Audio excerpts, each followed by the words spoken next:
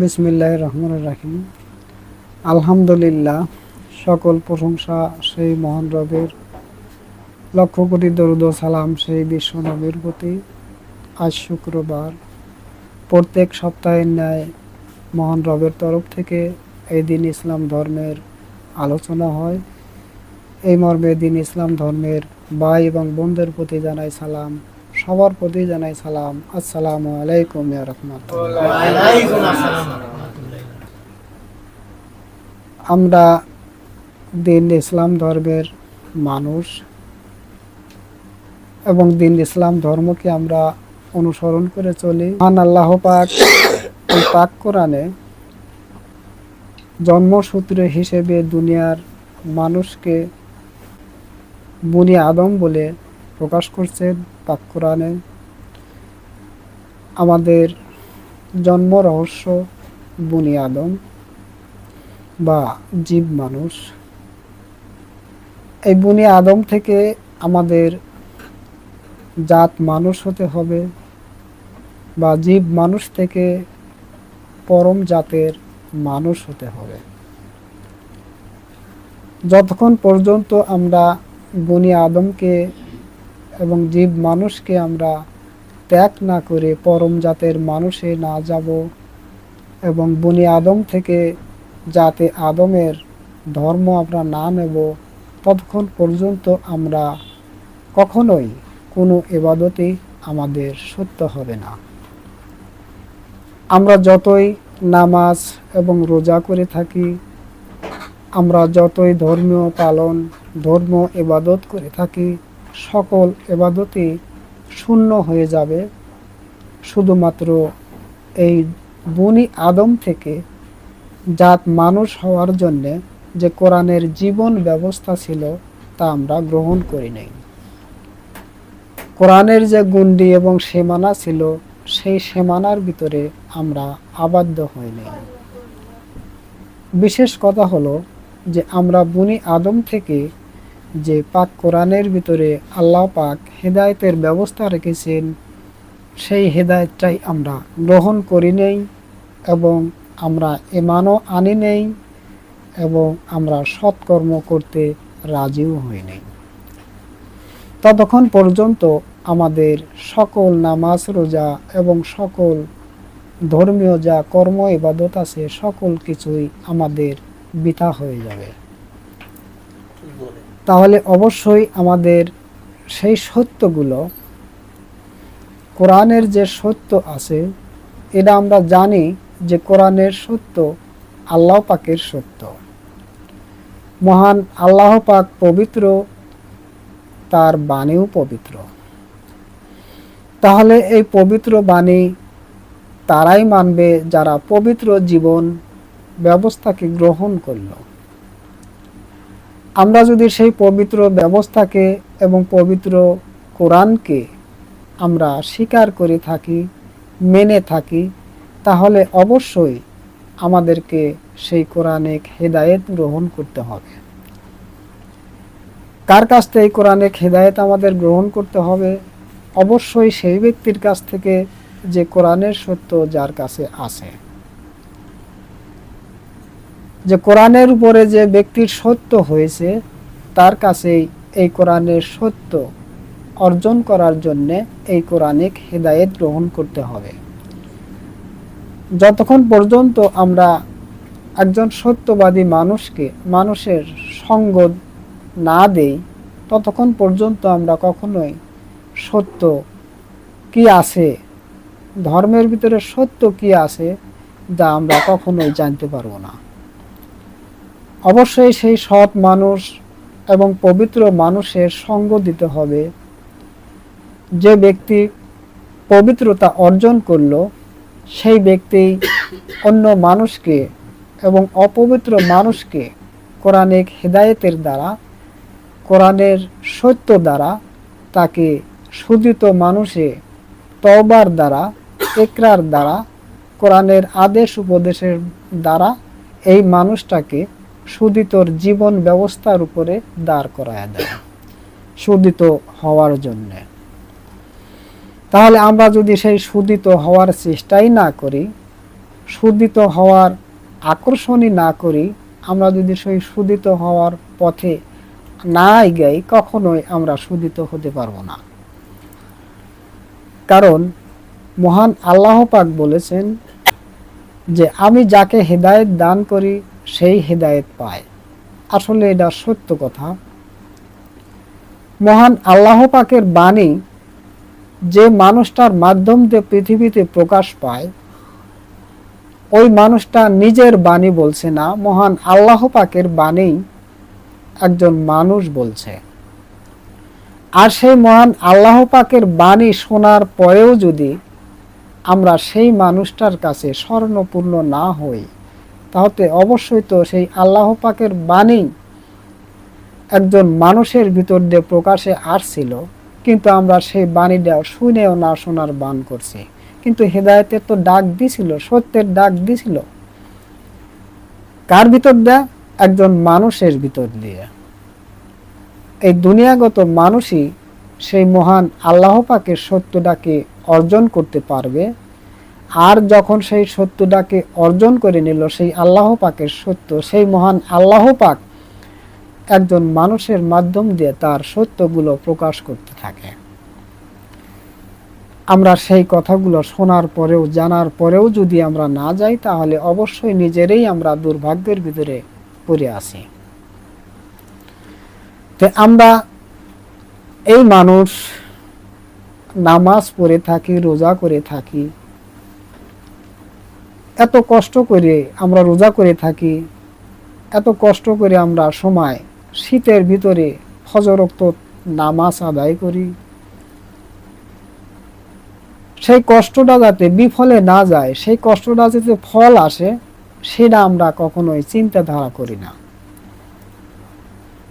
আমরা যে ইবাদতগুলো করে থাকি, সেই ইবাদতের যে সুফল আসবে, যাতে কুফলে না যায়, এই বিষয়ের উপরও আমরা চিন্তা করি না। আমরা ভাবিও না যে আমাদের ইবাদত সুফলে আসতেছে নাকি কুফলে যেতেছে। আমরা এটা জানি না, বুঝি না যে আমাদের নামাজ এবং রোজা সত্য হচ্ছে নাকি মিথ্যার ভিতরে যাচ্ছে, এটাও আমরা বুঝে নিতে পারি না। অথচ আমরাই নামাজ পড়ে থাকি, আমরাই রোজা করে থাকি, কিন্তু আমাদের নামাজ সত্য হচ্ছে কি মিথ্যা হচ্ছে এটা আমরা বলতে পারি না। এটা আমরা কেমন মানুষ হলাম? আমাদের কোন জ্ঞান আমাদের কাছে আছে, কোন বুঝটা আছে যে ন্যায় অন্যায়কে বিচার করার মতো বোধ শক্তি আমাদের নাই? আমরা যে ন্যায় অন্যায়কে বিচার করব, এই বোধ শক্তি জ্ঞানী আমাদের বুঝ জ্ঞানী তৈরি হয় নাই। এর কারণ হতেছে আমরা নিজেরাই সেই অন্যায়ের ভিতরে সামিল। যারা অন্যায় এবং অপরাধের ভিতরে সামিল, তারা কখনোই ন্যায় অন্যায়কে বিচার করতে পারে না। আর যারা সেই ন্যায়ের ভিতরে আশ্রয় নিল, সতের ভিতরে যারা আশ্রয় নিল, পবিত্র জীবন ব্যবস্থার ভিতরে আশ্রয় যারা নিল, তারা ন্যায় অন্যায়কে বাছাই করিয়া, ন্যায় অন্যায়কে বিচার করে সেই ন্যায়টাই গ্রহণ করে চলে। অন্য মানুষ তা চলতে পারে না। আমরা এটা মনে করি যে আমরা নামাজ শুরু থেকে মৃত্যুর আগ পর্যন্ত নামাজ পড়ি। আল্লাহ পাক যতদিন পর্যন্ত আমাদেরকে হায়াতে দুনিয়ায় জীবিত রাখে, ততদিন পর্যন্ত আমরা শুধু নামাজই পড়ে যাব, রোজাই করে যাব, ইবাদত করে যাব, কিন্তু সেই ইবাদতের প্রতিফল আছে কি না এটা আমরা বুঝতে পারি না। কেন আমরা এটা জানতে পারি না? কিন্তু অবশ্যই যারা সৎ মানুষ এবং পবিত্র মানুষ হয়ে কোরআনের জীবন ব্যবস্থার উপরে, কোরআনের আদেশ উপদেশের ভিতরে, কোরআনের সালাত এবং নামাজ রোজার ভিতরে যারা সৎ হয়ে, পবিত্র হয়ে যারা নামাজ আদায় করে, কোরআনকে মেনে থাকে, আল্লাহর কথাকে মানে, তারা অবশ্যই সে বুঝতে পারে, মৃত্যুর আগেই সে বলে যায় যে আমাদের নামাজ কি আমার নামাজ ফরজ গুণের সাথে শামিল। সে অবশ্যই সে বলতে পারে। আর যারা আমভাবে ন্যায় অন্যায় কর্ম করে, সৎ অসৎ কর্ম করে, মিথ্যা সত্য বলে, তাদের বলার কোনো ক্ষমতা নেই।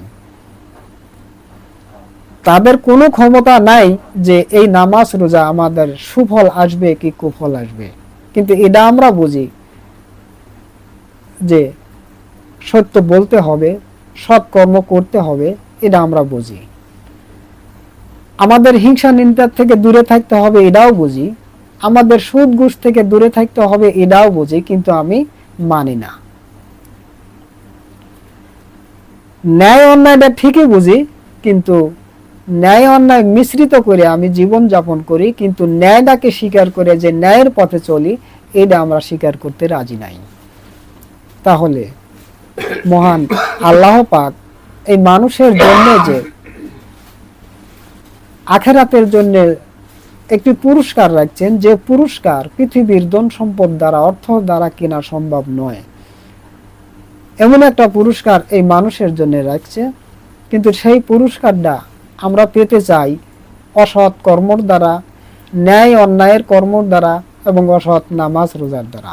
আমাদের কর্মই অসৎ, আমাদের জীবন ব্যবস্থাই অসৎ, আমাদের নামাজ রোজাও অসৎ, কখনোই সৎ হয় না। এর দ্বারা আমরা মনে করি যে আমরা জান্নাতে যাব, কখনোই সম্ভব না। কখনোই সম্ভব না যে একজন মানুষ অসৎ অপবিত্র কর্ম করে নামাজ রোজা করে জান্নাতে যাবে।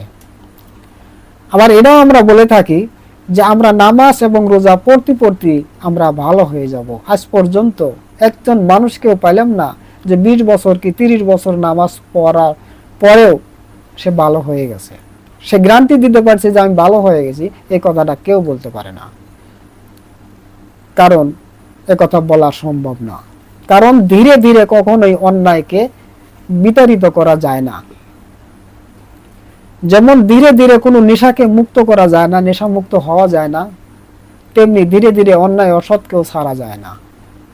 কারণ একটা সৎ কর্ম পবিত্রর দিশা দিতে থাকে, আর একটা অসৎ কর্ম অপবিত্রর দিশা দিতে থাকে। তাহলে একটা সৎ কর্মর যে পবিত্র গুণ বৃদ্ধি থাকতে থাকে, বৃদ্ধি পায়, একটা অসৎ কর্মের কারণে অনেক অসৎ কর্মের বৃদ্ধি পায়। একটা সত্যের দ্বারা অনেক সত্যর বৃদ্ধি পায়, একটা মিথ্যার দ্বারা অনেক মিথ্যার বৃদ্ধি পায়। তাহলে কি করে সম্ভব যে একজন মানুষ মিথ্যা এবং অসৎ কর্ম থেকে ধীরে ধীরে সরে আসবে? কখনোই সম্ভব না, এটা কখনোই সম্ভব নয়। আমরা এই যে আমরা মুমিন এবং মুসলমান আমরা শুনতে পাই, আমাদের মুসলমান হতে হবে, আমাদের সেই মুমিন হতে হবে, কিন্তু আসলে কিসের দ্বারা এই মুমিন হয়, কিসের দ্বারা একজন মানুষ মুসলমানের দাবি করে, কোন সত্যের উপরে কি আছে যে সত্যের উপরে মুসলমান হয়? আমরা শুধু শুনেছি, কিন্তু কাজে কি পরিণত করছি? আমরা সেই ইবাদতে কি পরিণত করছি যে এর দ্বারা একজন মানুষ মুমিন হয়, কি এই সত্যের দ্বারা একজন মুসলমান হয়? আমরা সচরাচর নামাজ রোজার করার ভিতর দিয়ে, পড়ার ভিতর দিয়ে, 10-15 বছর নামাজি হওয়ার ভিতর দিয়ে আমরা বলি মুসলমান, আমরা বলি মুমিন। কিন্তু আসলেও মুমিনত্বের সত্যটা কি আর মুসলমানের সত্যটা কি আজ পর্যন্ত আমরা কোনো জায়গা জানতে পারলাম না, যে এর দ্বারা একজন মানুষ মুসলমান হয়। কোন বস্তু সেই মুসলমান? আমরা এগুলো বুঝতেই পারলাম না। তাহলে আমরা মুসলমান হওয়ার জন্য ধর্ম পালন করব, মুমিন হওয়ার জন্য ধর্ম পালন করব, মুতমাইনা হওয়ার জন্য আমরা ধর্ম পালন করব, আমরা সেই পরিশুদ্ধ মানুষ হওয়ার জন্য এই ধর্মটাকে পালন করব। কিন্তু অবশ্যই পরিশুদ্ধ মানুষ হওয়ার জন্য যদি আমরা ধর্ম পালন করতে পারি, তাহলে অবশ্যই আমাকে পরিশুদ্ধ মানুষের জীবনে আশ্রয় নিতে হবে এবং পরিশুদ্ধ কোরআনের গণ্ডি এবং সীমানার ভিতরে আমাকে আশ্রয় নিতে হবে। তবেই আমরা সেই পরিশুদ্ধ মানুষ হতে পারবো, অন্যথা কখনোই পরিশুদ্ধ মানুষ হওয়া সম্ভব নয়। এই যে মুসলমান এবং মুমিন, এই বিষয়ের উপরে আমি কিছু বলছি। আমি যখন এই কোরআনের সত্যটাকে জানার জন্য, কোরআনের সত্যটাকে অর্জন করার জন্য, কারণ কোরআনের সত্যটাই হচ্ছে আল্লাহ পাকের সত্য, এবং কোরআনের সত্য জানার অর্থ হচ্ছে মহান আল্লাহ পাকের সত্যকে জানা। এই সত্যকে জানার জন্য এই কোরআনিক হেদায়েত আমি নিয়েছি। সেই মুর্শিদের কাছ থেকে যে মুর্শিদ মুতমাইনের দাবি করছেন, মুমিনের দাবি করছেন এবং মুসলমানের দাবি করছেন এবং মানব নূরের দাবি করছেন বা আদম নূরের দাবি করছেন, আদম সুরতেরও দাবি করছেন। তাহলে আমরা যে মানুষ পরবর্তী জীবনে আদম নূর নিয়ে কি আদম সুরত নিয়ে যে আমরা পরবর্তী জীবনে ফিরে যেতে পারি, এই উদ্দেশ্যে আমরা এই কোরআনিক হেদায়েত নিছি।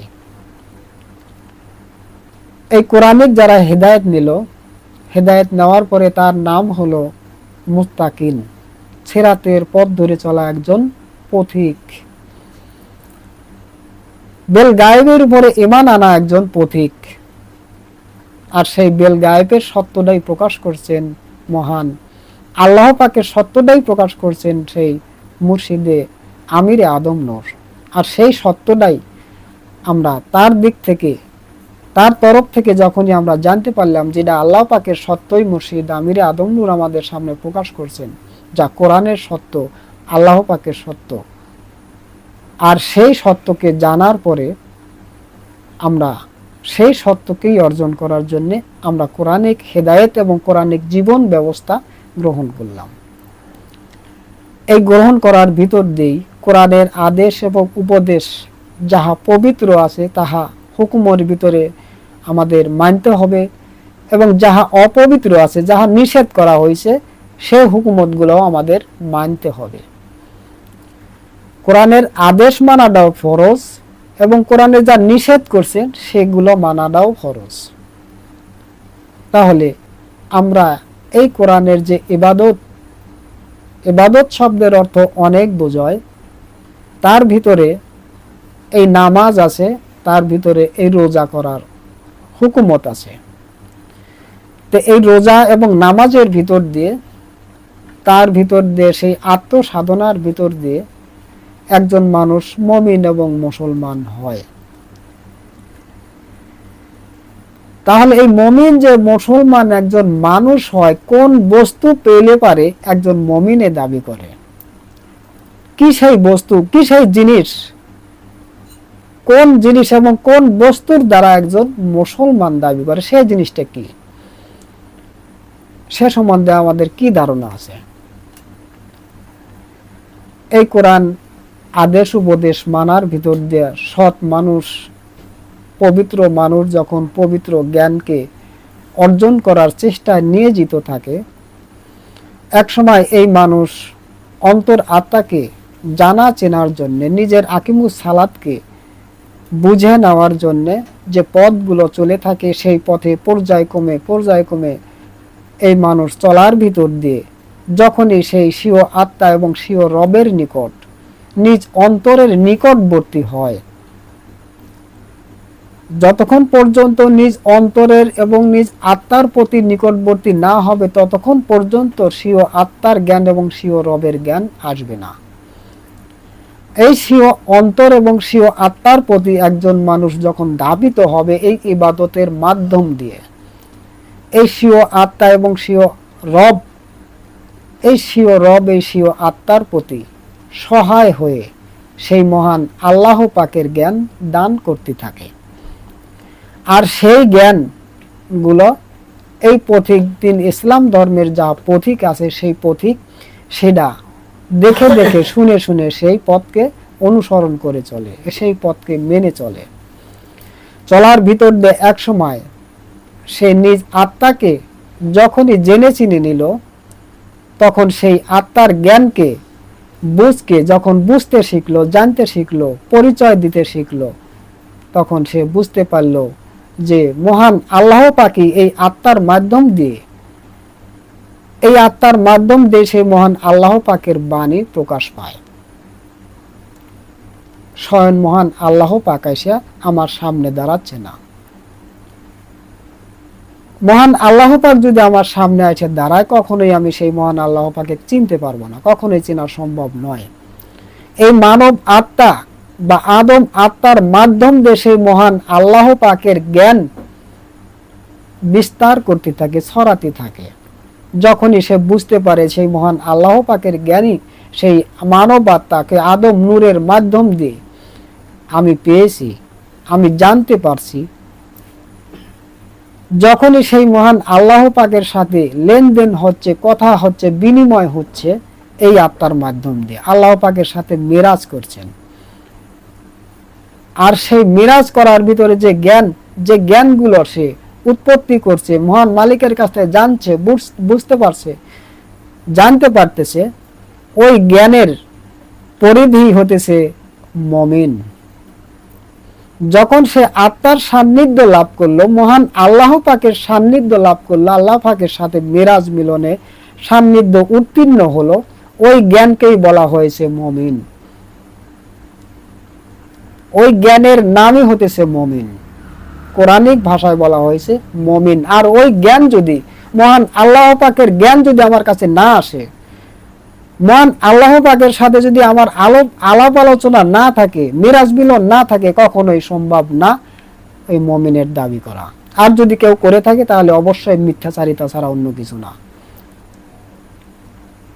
বিশ্বনবী হযরত মুহাম্মদ সাল্লাল্লাহু আলাইহি সাল্লাম বলছে যে সালাতে মিরাজে মুমিনুন, মানে মুমিনের সালাতে মিরাজ, সেই মহান আল্লাহ পাকের সাথে মিরাজ ঘটে, মিলন ঘটে। আর সেই মিরাজ মিলনের ভিতরে যে জ্ঞানটা প্রকাশ পায় ওই মুমিনের ভিতর দেয়, ওই জ্ঞানের নামই হতেছে মুমিন। নাম প্রকাশ করা হলো মুমিন, কোরআনিক ভাষায় হলো মুমিন, হাকিকতে আল্লাহ পাকের জ্ঞানদার নামে মুমিন। আর এই মুমিন নাম ধারণ করে থাকে এই পৃথিবীগত একজন মানুষ, যার নাম মুর্শিদ আমিরে আদম নূর। আর সেই মুমিনের কাছ থেকেই আমরা পথ নিয়েছি, সত্য নিয়েছি সেই আল্লাহর কাছে মিরাজ মিলন হওয়ার উদ্দেশ্যে। তাহলে আমরা কেন মুমিন হতে পারবো না? মুর্শিদ আমিরে আদম নূর যদি সে মুমিন হতে পারে, মুসলমান হতে পারে, সে যদি মানব হতে পারে, আদম নূর জয় করতে পারে, আমরা কেন সেই আত্ম সুরতকে জয় করতে পারবো না? আমরা কেন সেই আত্মকে ধরতে পারবো না? অবশ্যই সেই ব্যক্তি যারা কোরআনের হেদায়েতের ভিতর দিয়ে, কোরআনের সত্যকে অর্জন করার ভিতর দিয়ে মহান রবের সাথে স্বীয় আত্মার মাধ্যমে, কলব আত্মার মাধ্যমে, স্বীয় অন্তরের মাধ্যমে যারা মেরাজ মিলন করে থাকে তার নামই মুমিন। তাহলে অবশ্যই মহান আল্লাহ পাকের যে মান এবং সম্মান, এই সমগ্র সৃষ্টি এবং সমগ্র মানব জাতি মহান আল্লাহ পাকের মান সম্মান এবং মহান আল্লাহ পাকের শুকরিয়া আদায় করে কেউ শেষ করতে পারবে না। আর সেই মান সম্মানের অধিকারী সেই ব্যক্তিই পায় যে ব্যক্তি সেই মহান আল্লাহ পাকের কাছ থেকে জ্ঞান সঞ্চয় করে এবং মহান আল্লাহ পাকের কাছ থেকে জ্ঞান প্রাপ্ত হয়, সেই ব্যক্তির নামই হলো মুসলমান। আর ওই জ্ঞানের নামই মুসলমান হাকিকতে, আর কোরআনিক ভাষায় বলা হয়েছে মুসলমান। এখন আমি মুসলমান, আমি মুমিন, ইহা সত্য যে আমি যদি কোরআনের সত্যটা জানতে পারি তাহলে আমি মুমিন। আমি সেই কোরআনের হাকিকত যদি জানতে পারি, সত্যটা যদি জানতে পারি তাহলে আমি মুসলমান। আমি সেই মহান আল্লাহ পাকের কাছ থেকে যদি কিঞ্চিত পরিমাণ জ্ঞান সঞ্চয় করে থাকি, জ্ঞান পেয়ে থাকি, তাহলে সেই মহান আল্লাহ পাকের যে জ্ঞান আমার ভিতর দিয়ে প্রকাশ হয়েছে ওই জ্ঞানের নামে মুসলমান। কোরআনিক ভাষায় বলা হয়েছে মুসলমান। তাহলে আমরা কোন মুসলমানের দাবি করি? সেই মুসলমানের সত্য আমাদের কাছে কি আছে? আমাদের কোন বুঝ আছে? আমাদের কোন জ্ঞান আছে? যে মুসলমানের এই পৃথিবীত সেই মুসলমানিত্বর মান সম্মান এই পৃথিবীর যারা প্রকাশ করে, যে নাম ধরে, যেমন মুর্শিদ আমিরে আদম নূর সেই মুসলমান নাম ধরে সেই আল্লাহ পাকের জ্ঞান এবং আল্লাহ পাকের সত্য গুলো প্রকাশ করছেন, তাহলে অবশ্যই যারা মেনে নিছে, যারা সত্যটা বুঝতে পেরেছে, যারা সত্যটা জানতে পেরেছে, তাহলে অবশ্যই সেই মহান আল্লাহ পাকের তরফ থেকে সেই মুর্শিদ আমিরে জ্ঞানী বলে আমরা স্বীকার করে থাকি। কারণ এটা জেনে থাকি, বুঝে থাকি সেই মহান আল্লাহ পাকের জ্ঞানটাই সেই মুর্শিদ আমিরে আদম নূরের ভিতর দিয়ে প্রকাশ। মুর্শিদ আমিরের কোনো জ্ঞান নেই, সে জ্ঞান মহান আল্লাহ পাকের জ্ঞানী সঞ্চয় করে সে প্রকাশ করছেন। তাহলে অবশ্যই সেটা আমরাও পড়তে পারবো, আমরাও সেই পারতে পারবো। আমরা যারা হেদায়েত দিছে তারাও এই সত্যটাকে অর্জন করতে পারবে। তারাও এই সত্যটাকে জানতে পারে, বুঝতে পারে। কিন্তু আমরা যদি সেই সত্যটাকে জানার ভিতর দিয়ে থাকি যাই, যদি আমরা সেই সত্যটাকে না মানে থাকি, তাহলে কখনোই সত্যটা অর্জন করা আমাদের পক্ষে সম্ভব নয়। মুতমাইনা হতেছে প্রশান্ত আত্মা, প্রশান্ত একটা সত্তা। একথা বলা হয়েছে যে মুতমাইনা হতেছে প্রশান্ত একটা সত্তা। কিন্তু এই প্রশান্ত যে সত্তা, এই প্রশান্ত সত্তা সেই মহান আল্লাহ, সেই প্রশান্ত আল্লাহ পাক, যে তার ভিতরে কিঞ্চিত পরিমাণ কোনো ভেজাল নাই, খুঁত নাই, যার ভিতরে কোনো কিছুর অভাব নাই, সেই তো পবিত্র সত্তা। আর সেই পবিত্র সত্তায় পরিণত হওয়া একজন মানুষের পক্ষেই সম্ভব। এই জীব মানুষ থেকে জাতীয় মানুষ, জাত মানুষে যারা হেদায়েত নিল, কোরআনের সত্যর উপরে যারা আসলো, তাদের পক্ষেই সম্ভব এই প্রশান্ত সত্তাধারী একজন মানুষ হওয়া। অন্য কারো পক্ষে সম্ভব নয়। তাহলে কোরআন পবিত্র, আল্লাহ পাকের বাণী পবিত্র, ইহা সত্য আমরা স্বীকার করি। তাহলে পবিত্র বাণীকে মানতে হলে, পানির সত্যকে চিনতে হলে, তাহলে অবশ্যই নিজেকে সেই পবিত্র স্থানে দাঁড় করাতে হবে। আমরা ধীরে ধীরে যে আমরা অসতের থেকে সতে আসবো, এ কথা নয়। আজ পর্যন্ত নামাজ এবং রোজা পড়তে পড়তে মানুষ এই দুনিয়ার থেকে, হায়াতের দুনিয়ার থেকে বিদায় নিয়ে যাচ্ছে। আজ পর্যন্ত সেই মমিনের দাবি করতে পারল না, মমিনের সত্যটা প্রকাশ করতে পারল না। মুসলমানের কি সত্য, সেই সত্যটাও আজ পর্যন্ত জানতে পারল না। কারণ তারা মমিন এবং মুসলমান হতে পারে নাই। কারণ তাদের নামাজ এবং রোজা ইবাদতের ভিতর দিয়ে তাদের পরিশুদ্ধ ছিল না। তাদের অশুদ্ধির ভিতর দিয়ে, অপবিত্রের ভিতর দিয়ে তারা ইবাদত করে থাকে। আর ওই ইবাদত কখনোই মহান আল্লাহ পাক গ্রহণযোগ্য করেন না। আল্লাহ পাক বিনিময় করে থাকে পবিত্রর কাছ থেকে, অপবিত্রর কাছ থেকে নয়। তাহলে আমরা যে পবিত্র জীবন ব্যবস্থা নিয়েছি, সেই পবিত্র কর্ম নিয়েছি, পবিত্র ইবাদত নিয়েছি, আমরা নিজেরা নিজেদের দিকে খেয়াল করে থাকি। আমরা সেই মুমিন হই, সেই মুসলমান হই যে মহান আল্লাহ পাকের জ্ঞানপ্রাপ্ত হওয়া একজন মুমিন এবং মুসলমান। আল্লাহ পাকের নূর প্রাপ্ত হওয়া, আমরা সেই মুমিন এবং মুসলমান। যতক্ষণ পর্যন্ত আল্লাহ পাকের নূর এবং জ্ঞানপ্রাপ্ত কেউ হতে পারবো না, ততক্ষণ পর্যন্ত কেউ মুমিন এবং মুসলমান হতে পারবে না। তবে এই কোরআনিক ডিগ্রি হতেছে মুমিন এবং মুসলমান। তাহলে আমি যদি সেই মুমিন হয়ে যাই, মুসলমান হয়ে যাই, এই মুসলমানের সত্য এবং মুমিনের সত্য আমি কাদেরের ভিতর দিয়ে পৃথিবীতে প্রকাশ পাই, অন্য কিছুর ভিতর দিয়ে নয়। আর যদি মনে করেন যে মুমিন এবং মুসলমান সেই নামের সাথে এই দুনিয়ার যে নাম আছে, আমার নাম ডাকা হলো আব্দুল কাদের, আর সেই কাদেরের সাথে যদি মুসলমান নাম যুক্ত না করা হয়, তাহলে আপনারা কখনোই মুসলমান মানুষটাকে কখনোই খুঁজে পাবেন না। কারণ হাকিকত ইহা সত্য, মুসলমানের সত্যকে অর্জন করলো কাদের, আর সেই কাদের যাহা সত্য মুসলমানের সত্য অর্জন করলো, সেটা আল্লাহ পাকের সত্য অর্জন করলো মুসলমান। আর সেই মুসলমানের সত্য প্রকাশ করছেন একজন মানুষ এই পৃথিবীতে। সেই মানুষের নাম অবশ্যই জীবিত হয়ে যায়। এখানে কোরআনের একটি আয়াত আছে, তোমরা জীবিতকে মৃত বলিও না। এই আয়াতটা আছে তো, তোমরা জীবিতকে মৃত বলিও না। তে কারা জীবিত হয়? যারা জীবন ধরলো, জীবনকে পেল, আর সেই ব্যক্তি জীবনের যা পরিচয় দিল, আত্মার যে পরিচয় দিতে পারলো, সে কখনোই মৃত না।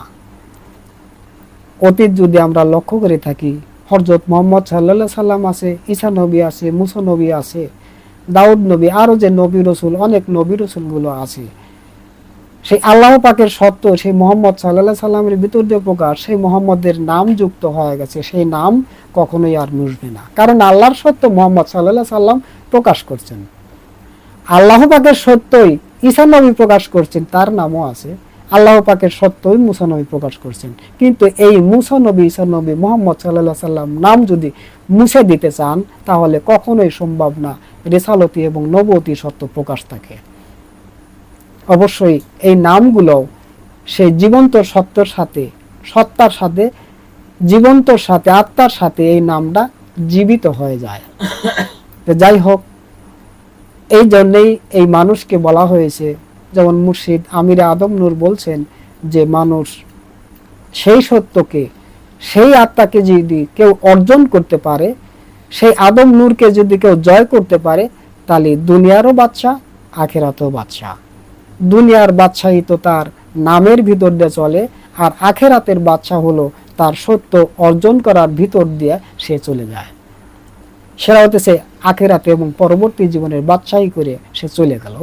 আর সেই আখেরাতের যে সত্য, সেই অন্তরাত্মার, সেই আদম নূরের যে সত্য বা আল্লাহ পাকের যে সত্য, এই নামের ভিতর দিয়ে যখনই প্রকাশ করে গেল পৃথিবীর, সেই আমির নামের ভিতর দিয়ে, তখন এই আমির নামও সত্য হয়ে গেল এই পৃথিবীর উপরে।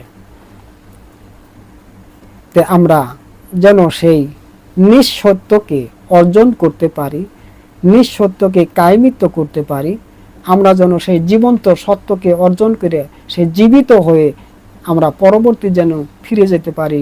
এই বলে আমি আমার আলোচনা এখানে রাখছি। আলহামদুলিল্লাহ রাব্বিল আলামিন।